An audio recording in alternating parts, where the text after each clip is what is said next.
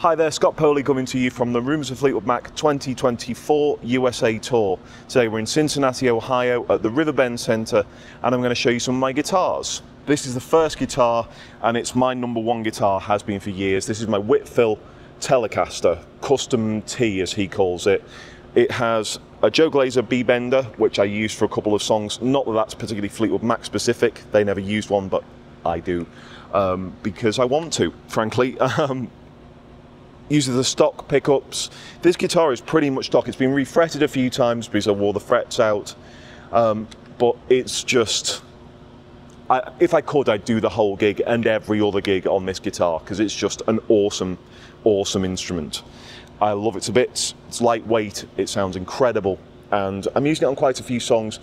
I'm using it on a song called As Long As You Follow, and anything kind of Fendery in the Fleetwood Mac back catalogue. Lindsey Buckingham probably would have used a Strat a lot more, but I like Metelli, so I'm going to play Metelli. This is the most Fleetwood Mac specific guitar, and it's a Rick Turner Model 1. The show owns this guitar, and it's a proper Rick Turner built Model 1. It's the one we've been using for a couple of years now, and it's the Lindsey Buckingham guitar. It's what you'll have seen him play on the Dance, on the Tusk tour, on the Mirage tour. It's his go-to guitar, and this one's exactly like his, made of mahogany. It's really heavy. It's got a piezo acoustic saddle here that you blend in on the top horn. It's got this beautiful laminated neck with maple and purple heart and ebony and various things. These lovely, what are they, Goto tuners? Yeah, really, really nice guitar. I mean, out of choice, it's not my favourite guitar to play, but for the Fleetwood Mac stuff, this is just incredible. I always use these Jim Dunlop strap locks, and for this guitar it's almost an essential the way the strap angle is. But yeah, this is used on Gypsy, all the main Lindsey Buckingham style tracks. We're doing a song called My Little Demon on this tour from the Dance, and this is just absolutely that sound. This is a super cool guitar. This was my first ever electric guitar. I got this for Christmas when I was 11 years of age.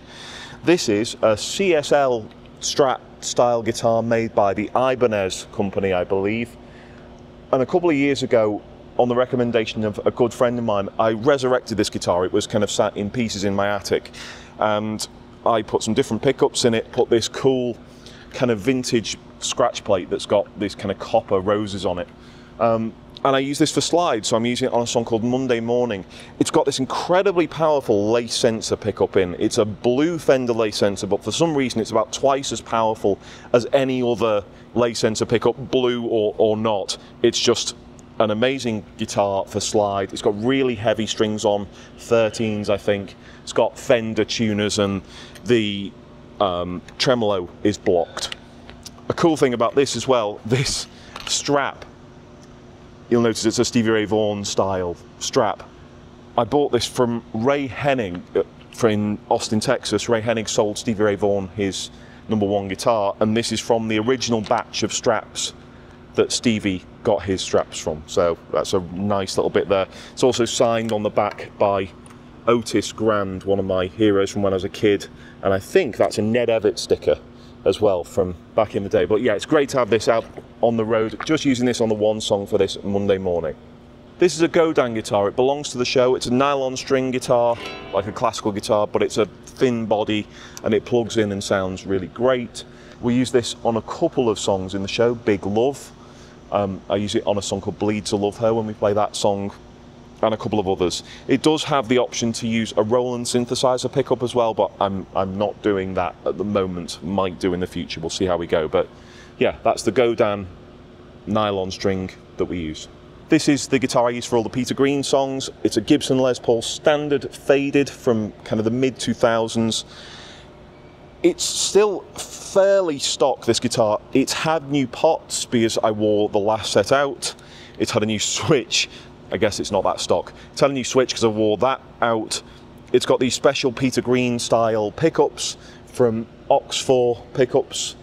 Mark Stowe made those for this guitar, and it's cool. I put these Goto machine heads on there, these locking tuning machines, and they work really well.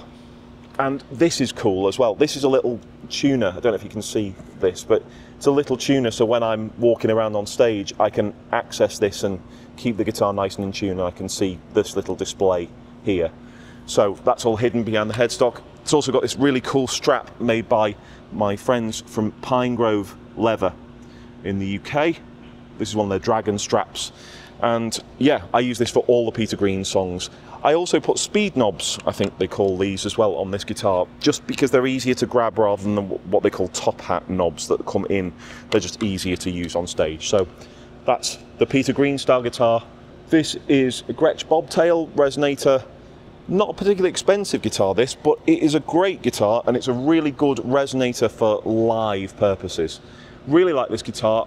I've had to replace the tuners a couple of years ago.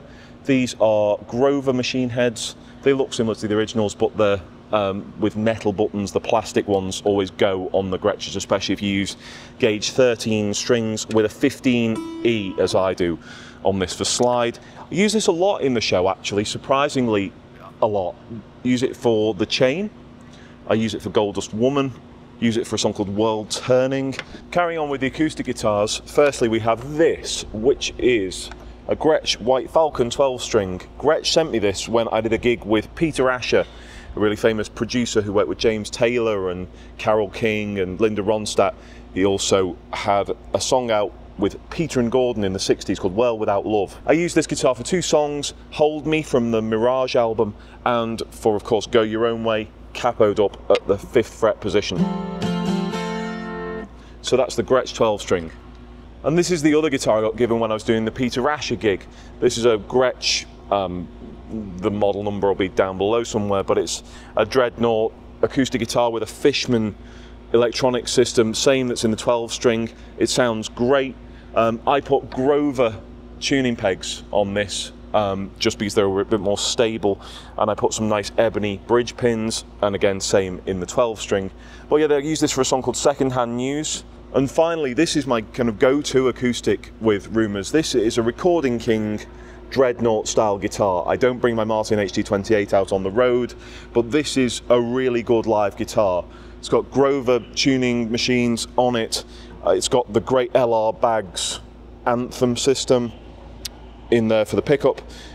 FU Tone bridge pins, thank you to Adam at FU Tone for the titanium bridge pins in this. This too has had a replacement bone bridge saddle and a bone nut.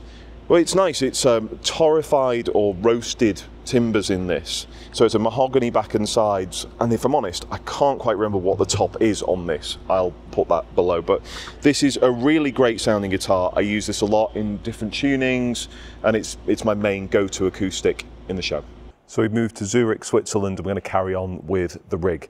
So starting with picks and things that are on my mic stand. I don't really use a pick for the most of this show. Lindsey Buckingham doesn't use a pick, so he uses his fingers and plays. He kind of strums with two fingers, kind of like in that motion, a bit like Jack Bruce plays the bass. So I wear acrylic nails. It's the only way I can do 120 odd shows a year. My nails would never last one gig, and having the thicker acrylic means that when I play with one of my fingers and pick, it sounds similar to using a guitar pick. Other than that, Tortex, the green ones, are kind of a winner to mix between doing strumming acoustic stuff and leads. Thumb picks, I really like these. Slick picks, they're like a small thumb pick. I started using these when I played guitar with Cara Luft years ago, because I could never get on with thumb picks, but these are brilliant because they're slightly thinner than a normal thumb pick and they're smaller. They're really, really useful. Love the slick picks. My friends at Magslide gave me this Aurora model, which is really cool. It changes colour like so.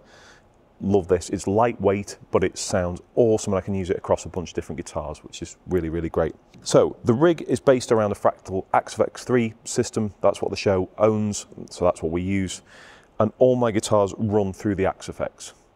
Firstly, though, my signal comes in through either cable or the wireless. This is the wireless, the Shure GLX D16, I believe. It's just a pedal size guy. It works really well in a lot of theatres and arenas all over the world. Very rarely have any problems with it. It's also got a really good tuner built in.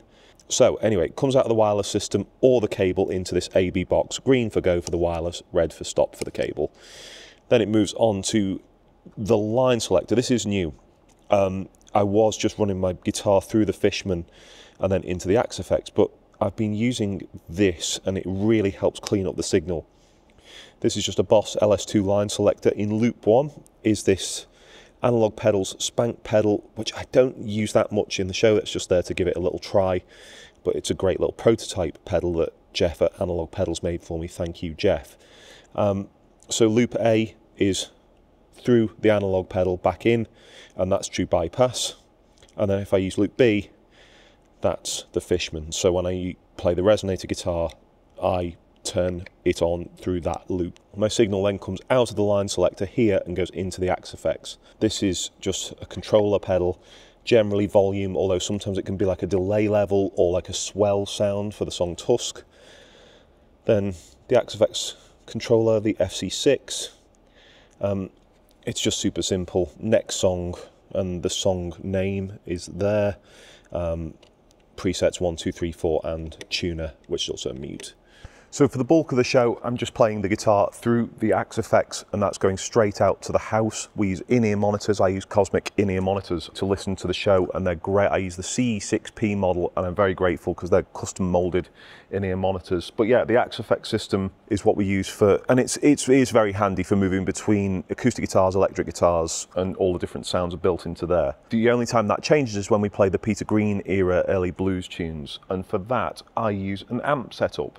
This is a Milkman amplifier, tube front end, FET output stage, but it's great. It's got reverb, digital spring reverb and an analog tremolo built into it on switches here, and it sounds brilliant. I love it to bits.